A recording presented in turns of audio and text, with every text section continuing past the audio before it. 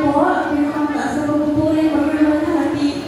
At pagkakapila ay para sa ating pinakamahal, ang pagkasusyo. Yung pagpapala po sa ating pinating parents in the Lord, at sa pag-aaral ko, sumingin po ang turo at araw ng ating kailangan upang magpasuluhi, Almena. At beloved assistant pastor, din si Almena, pagpati din po sa ating mga unready children, sila preacher workers, at mga kapatiran po at mga bisita.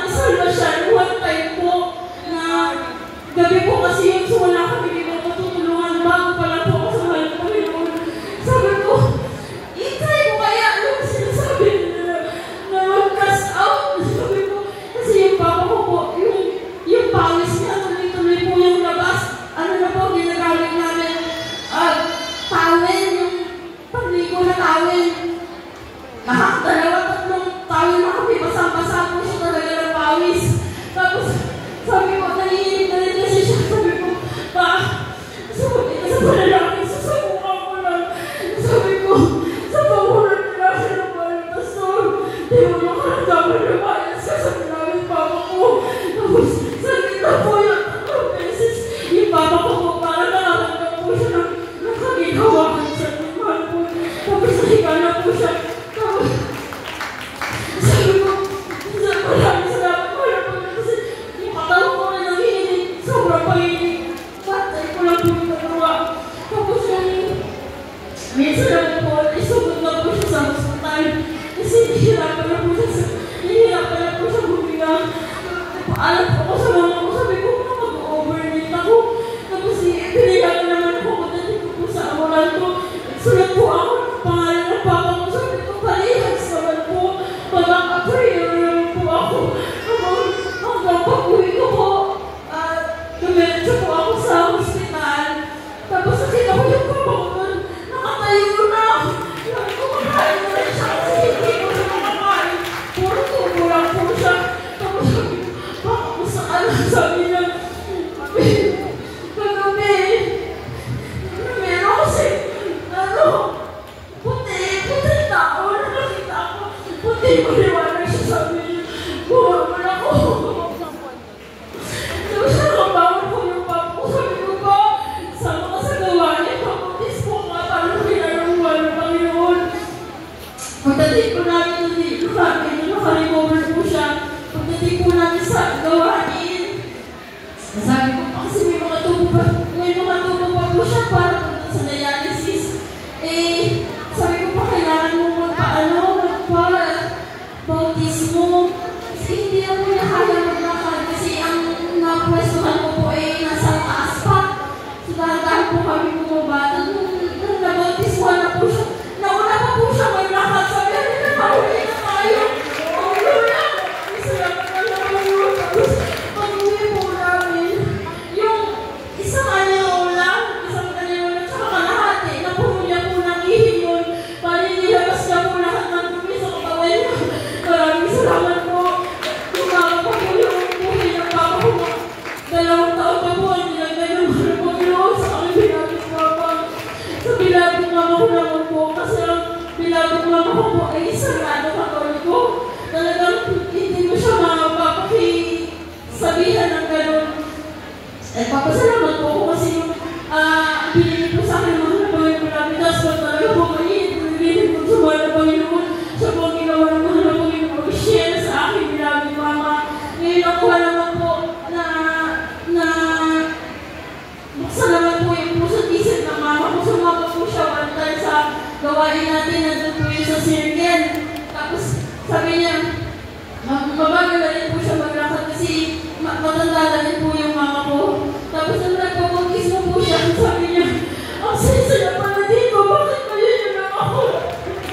Bakit kayo yun lang ako? Hindi pa rin sa akin yung mga tulong, hindi nakikinig sa akin. Tapos yun po, kada gawain, alas 10 ang umpisa, alas 5 lang yung bihis na siya. Ang sabi ko, mama, siya pa naman maaga. Sabi naman tayo pupunta noon. Tapos yun po, tapos minsan nagpalahihans po siya. Sabi niya, may hawakan mo ako kasi namilipot ako. Sabi ko pa, hallelujah. Sabi ko pa, pinatatawag naman ng Panginoon. Hallelujah. Maraming salamat sa mga Panginoon. Tapos ito po, kinuhanin po naman ko yung buhay ng bilabing mama ko. 82 years old na po siya, pero nagpa-check up kami bago yung araw na yun. Talagang wala po siyang karamdaman. Naligo lang po siya, tapos biglang wala na po siyang gano'n. Ang namin, inisikaso na namin yung lahat sa mga documents ng pagpapaligay ganyan.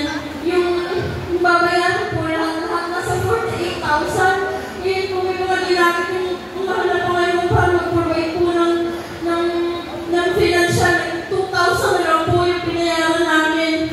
Tapos nung sabi ko, mahal po ito walang, kasi yung papa ko po dito nilibig sa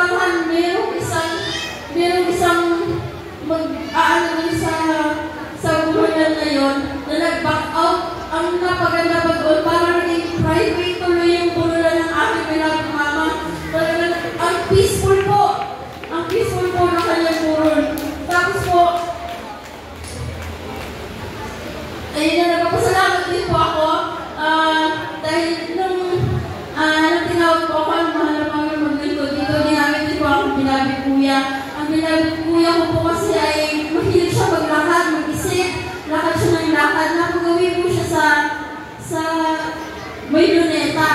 Meron po sa kanyang tumabi doon na maputing lalaki na ang tangkad-tangkad sabihin niya, kasama ka sa akin. Nagulat ako ang kuya ko, nandun na po siya sa harapan ng luneta na nandun ang mahal na pastor na nag-preach. At doon po siya na-save. Tinawag po siya ng mahal na Panginoon, pamaglingkod po. Tapos ako naman po, may pizza kasi ako sa Pilipinas. Nagihirap na hirap po ako kumilo. Sabi ko, kuya, ano gagawin ko? Sama ka, kapabuntismuhan kita. Pagdating ko lang, pagtanggap ko po sa mahal na Panginoon, pag-uwi ko lang po ng bahay, yung pizza ko po talaga buong mga lumabas. Ang galing. Praise the Lord po. Tapos po, dito pong December po, kabataan ko pa lang, nagkahanap po ako ng, gusto ko naman maranasan yung mga ganito, ganyan.